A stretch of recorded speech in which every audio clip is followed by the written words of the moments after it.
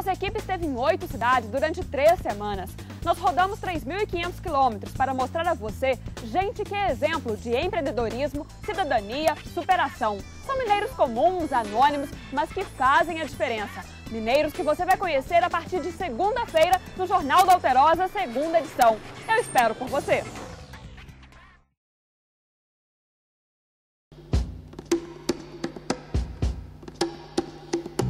Vale do Jequitinhonha, a 500 quilômetros da capital mineira. A região castigada pela seca e pela pobreza se tornou reconhecida pelo artesanato. As mãos que buscam o barro são as mesmas que moldam as obras de arte. Você vê que do nada você consegue pegar um pedaço de barro e transforma numa obra de arte, depois você fica assim, sem nem mesmo acreditar que é você mesmo que fez. Maria José Gomes da Silva é Dona Zezinha, artesã de 42 anos, no ofício desde os 14. O que aprendeu com os pais e avós, ela hoje ensina às filhas.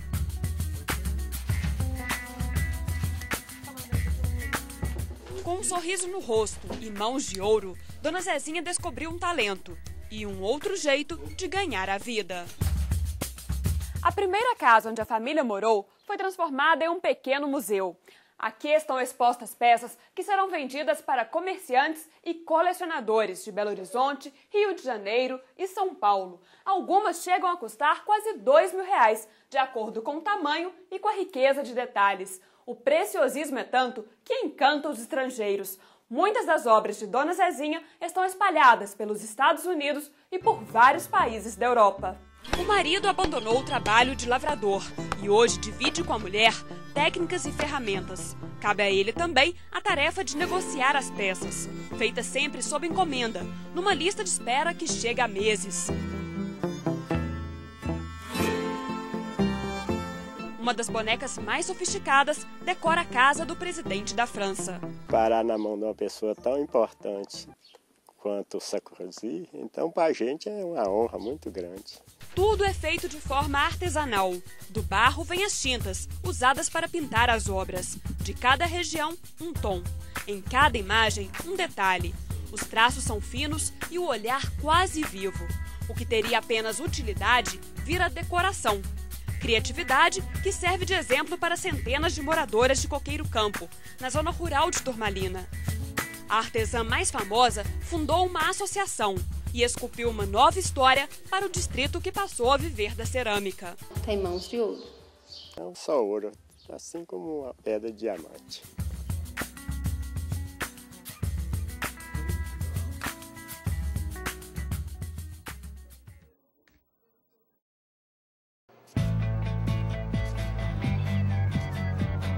Os passos hoje estão mais lentos, mas seguem firmes pelos corredores da maior universidade pública de Minas Gerais.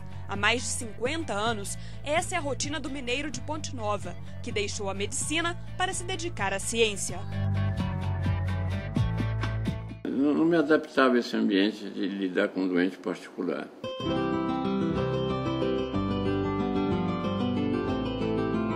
Filho de um casal de analfabetos, Wilson Mairink conquistou o título de professor emérito, uma homenagem a quem mais se destaca na universidade. E mesmo aposentado, vem aqui por conta própria 3 vezes por semana. Ele faz ciência por amor à ciência. É esse sentido, né, de proteger o ser humano que está lá no meio da mata, sem defesa nenhuma. Foi assim que surgiu o interesse pela chamada leishmaniose tegumentar ou cutânea, aquela que provoca feridas na pele. É a forma mais comum em Minas, assunto que o professor começou a pesquisar ainda nos anos 60. O ponto de partida foi um estudo do pesquisador paulista Salles Gomes, realizado na década de 30 e interrompido por falta de recursos. O mineiro persistente deu continuidade aos trabalhos e 40 anos depois obteve a primeira vitória, uma versão aperfeiçoada da vacina. Os testes iniciais foram feitos na Amazônia com soldados do Exército e aqui em Caratinga, no Vale do Rio Doce, região com alto índice de casos da doença. Dos 15.000 pacientes que receberam as doses nos últimos 8 anos, nenhum teve leishmaniose. A prevenção é feita principalmente na zona rural, serviço que o professor Mayrink faz questão de acompanhar pessoalmente. O peso dos 85 anos e a saúde debilitada não desanimam o pesquisador. Do bolso dele sai o dinheiro para pagar parte das despesas do trabalho. Eu podendo, eu faço a minha parte. Não ganho nada, não. Faço porque gosto de fazer. Só nos 8 primeiros meses deste ano, o número de casos em pouco mais de 20 municípios do Vale do Rio Doce foi maior que o total de 2009. Para grande parte dos pacientes, a única opção de tratamento é este ambulatório em Caratinga. É aqui que há décadas o cientista coloca em prática o que pesquisa na universidade. Tudo que eu sei sobre leishmaniose eu aprendi com o professor Mayrink. Mais do que um orientador, Wilson Mayrink virou a marca do combate à leishmaniose em Minas. Gostaria que todos os médicos tivessem a sabedoria que ele tem, um médico que vale ouro.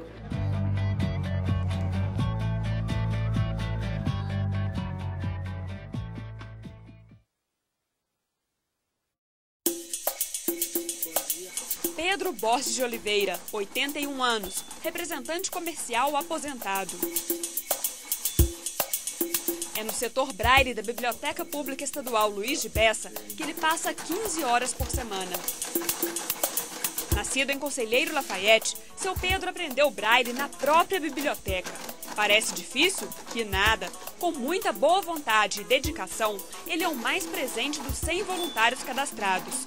Transcreve livros para linguagem especial, revisa as edições, grava textos em áudio e faz leitura em voz alta. Oração. É a frase. Seu Pedro já ajudou mais de 500 deficientes visuais. Alguns chegaram aqui sem saber ler e escrever. Gente que foi alfabetizada, prestou vestibular, fez faculdade e até concurso público, graças a ele. Pai de 6 filhos, avô de 11 netos, leitor implacável. Seu Pedro lê 5 livros por mês. E olha que ele enxerga com um olho só. O outro perdeu a capacidade de visão depois de uma cirurgia de catarata. Mesmo assim, o mineiro espirituoso e bem-humorado mostrou ter outra grande virtude, a persistência. Há mais de 20 anos, o voluntário se orgulha de ser os olhos de quem não vê. Você conseguir fazer com que a pessoa possa enxergar com seus olhos. Você se sente pai milhares de vezes e os trata como se fossem filhos muito queridos do coração. Um dos mais queridos é Ricardo de Paula Vieira, de 33 anos. Na biblioteca, o jovem estudou para o curso superior e para a prova do Tribunal Regional do Trabalho, sempre com o apoio de seu Pedro. Eu não me esqueço lá do senhor falando Revolução Russa e a musiquinha lá no fundo tocando. As lembranças e a gratidão são as maiores recompensas do voluntário. Nós temos que aceitar as pessoas como elas são, nos limites que elas estão, fazendo sempre o possível para que elas possam melhorar, aprender mais e vencer as dificuldades. Um voluntário de ouro, certamente. Por tudo que fez, que tem feito e que transparece que ainda quer fazer, a gente sabe que ainda vai fazer muito pela gente ainda.